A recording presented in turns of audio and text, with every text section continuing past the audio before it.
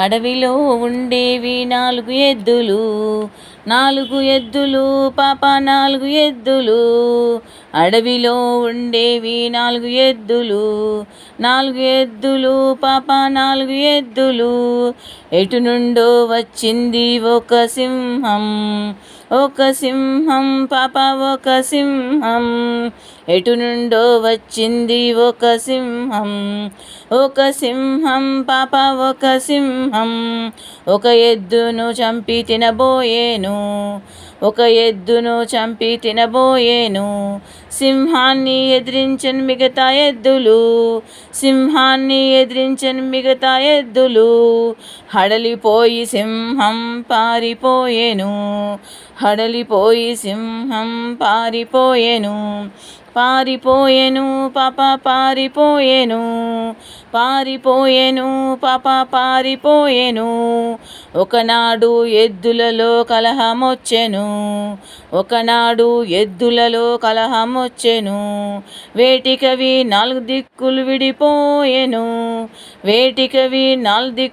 విడిపోయెను. పాప విడిపోయెను. పసిగట్టెనే సింహం పసిగట్టెనే. ఒక ఎద్దును సింహం చంపి తినేనే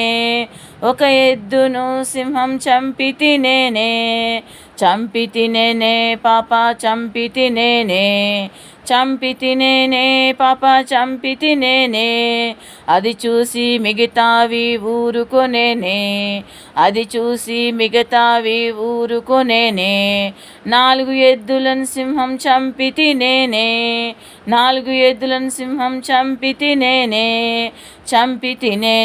పాప చంపి తినేనే.